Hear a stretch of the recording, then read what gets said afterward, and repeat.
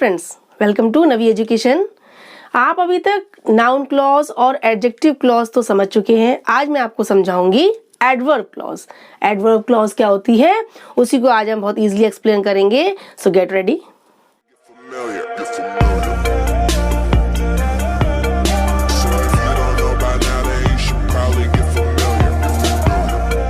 जैसे कि noun clause as a noun काम करती है, adjective clause as an adjective काम करती है, ऐसे ही adverb clause as an adverb काम करती है। इस एडवर्ब क्लॉज को हम एडवर्बल क्लॉज भी कहते हैं। ये एज एन एडवर्ब भी काम करती है। जो एडवर्ब काम करेगा सेंटेंस में वही एडवर्ब क्लॉज भी काम करेगी। चलिए इसके सिंपल रूल समझते हैं। पहला है सबऑर्डिनेट क्लॉज। ये भी सबऑर्डिनेट क्लॉज है। जैसे आपकी नाउन क्लॉज और एडजेक्टिव क्लॉज सबऑर्डिनेट क्लॉज है, ऐसे ही आपकी एडवर्ब क्लॉज भी सबऑर्डिनेट क्लॉज है। सेकंड है same job as an adverb. जो सेंटेंस में एडवर्ब काम करता है, एडवर्ब क्या काम करता है? वर्ब को मॉडिफाई करता है। एडवर्ब वर्ड से बना है। एडवर्ब यानी वर्ब में वर्ब की क्वालिटी को ऐड करने वाला, यानी वर्ब को मॉडिफाई करने वाला वर्ड एडवर्ब कहलाता है। तो वही काम एडवर्ब क्लॉज भी करती है। जो एडवर्ब करेगा वही एडवर्ब क्लॉज करेगी। थर्ड है मॉडिफाइज अ वर्ब। सेम वही सेंटेंस में ये भी एडवर्ब क्लॉज भी वर्ब को मॉडिफाई क्वालिफाई करती है, वर्ब की क्वालिटी बताती है, उसकी विशेषता बताती है, यानी कि वर्ब को क्वालिफाई करती है। नेक्स्ट है इंट्रोड्यूस्ड बाय सबऑर्डिनेटिंग कंजक्शंस। ये क्लॉज जो होती है, ये सबऑर्डिनेटिंग कंजक्शंस आपने पढ़े थे, उन्हीं सबऑर्डिनेटिंग कंजक्शंस के द्वारा ये इंट्रोड्यूस की जाती है। जैसे आपके कौन कौन से थे? एक थे कोऑर्डिनेटिंग, एक सबऑर्डिनेटिंग। सबऑर्डिनेटिंग कौन से होते हैं? इफ, दैट, बिकॉज, बहुत सारे थे। दो, although, till, until, after, before. जितने भी सबऑर्डिनेटिंग कंजक्शंस हैं वो इस क्लॉज को इंट्रोड्यूस करते हैं। ठीक है। नेक्स्ट है गिव आंसर। और ये क्लॉज क्या शो करती है? What, when, where, why, how, इन क्वेश्चंस आदि के आंसर्स शो करती है। जैसे कि व्हाट क्या, व्हेन कब, वेयर कहाँ, वाई क्यों, हाउ कैसे। यानी ये क्लॉज इन क्वेश्चंस के आंसर्स को शो करती है।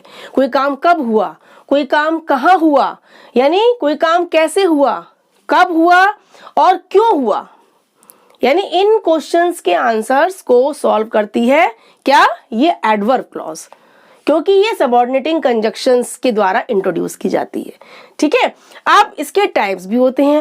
अब ये एडवर्ब क्लॉज के टाइप्स क्या होते हैं? बहुत सारे होते हैं। जैसे कि आपके मैनर को शो करने वाले, टाइम को शो करने वाले, प्लेस को, रीजन को, पर्पस को, कंडीशन को, कंट्रास्ट को और कंपैरिजन को। ये इसके टाइप्स हैं। यानी एडवर्ब क्लॉज कहीं पर क्या शो करती है? मैनर, ढंग काम करने का, टाइम समय, प्लेस जगह, रीजन कारण, पर्पस उद्देश्य, कंडीशन परिस्थिति, कंट्रास्ट अपोजिशन, यानी सेंटेंस में दो क्लॉजेस में बीच में कंट्रास्ट है ना, और कंपैरिजन तुलना। ठीक है। अब आपको ये टाइप्स और ये क्लॉज जब तक कि एग्जांपल्स से आप नहीं समझेंगे आपको क्लियर नहीं होगी। चलिए इन टाइप्स को और इस क्लॉज के बारे में थोड़ा सा हम एग्जांपल से और समझते हैं। फर्स्ट है आपकी टाइम को शो। जो एडवर्ब क्लॉज टाइम को शो करती है, यानी कि व्हेन क्वेश्चन को सॉल्व करती है। कब, कोई काम कब हुआ है, पहले हुआ है, बाद में हुआ है, जब तक, यानी कि इस टाइम को शो करने वाली क्लॉज में आपके व्हेन, व्हेन एवर और आपके टिल, अनटिल, आफ्टर, बिफोर, इस तरीके कंजक्शंस यूज होते हैं। देखिए, we manage to reach the school before the bell rang. हमने स्कूल पहुंचना मैनेज कर लिया before the bell rang, bell के रैंग यानी कि बेल बजने से पहले। अब यहाँ बिफोर कंजक्शंस जो है, ये बिफोर जो है ये आपका टाइम को शो कर रहा है कि बेल के बजने से पहले। कब टाइम को शो कर रहा है? पहले हमने स्कूल पहुंचना मैनेज कर लिया। तो ये क्लॉज में है बिफोर द बेल रैंग। ये जो क्लॉज है आपकी पूरी यहां से लेकर यहां तक, ये क्या है? ये आपकी एडवर्ब क्लॉज है, क्योंकि ये adverb clause of time, time को शो कर रही है before the bell rang, bell के रिंग होने से पहले। ठीक है।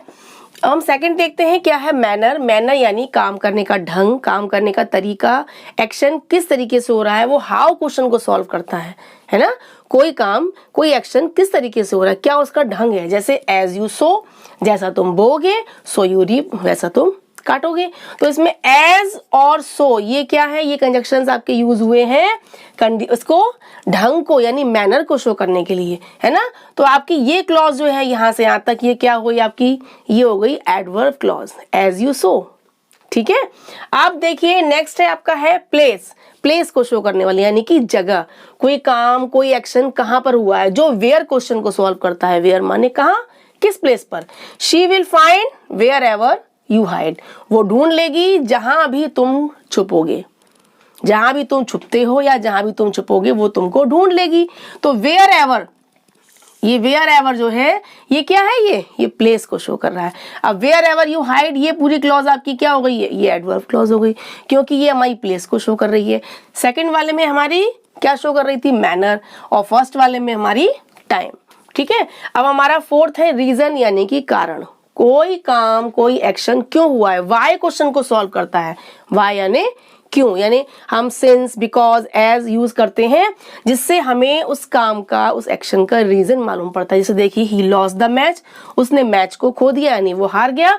क्यों, since he was not fit, यहाँ सिंस यूज हुआ है क्योंकि के सेंस में, क्योंकि वो फिट नहीं था। ठीक है, तो ये हमारा जो सिंस है ये सिंस का यहाँ सेंस आया है, बिकॉज के सेंस में यूज हुआ है, और ये क्या शो कर रहा है, रीजन। क्लियर हुआ। अब देखिए फिफ्थ हमारा है पर्पस। पर्पस यानी होता है उद्देश्य, एम, टारगेट। हम कोई काम कोई एक्शन किस उद्देश्य से हो रहा है उसमें। जैसे देखिए आपका है कि ह्यूमंस ईट, मनुष्य खाते हैं, क्यों खाते हैं, so that they may live, ताकि वो जिंदा रह सके।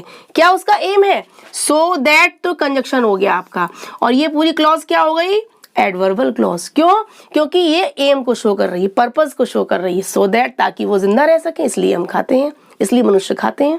ठीक है, अब सिक्स हमारा है कंडीशन। कंडीशन यानी परिस्थिति, कोई स्थिति कोई कंडीशन को शो करते हैं। जैसे यू मे बी फॉरगिवन, तुमको क्षमा किया जा सकता है, if you tell the truth.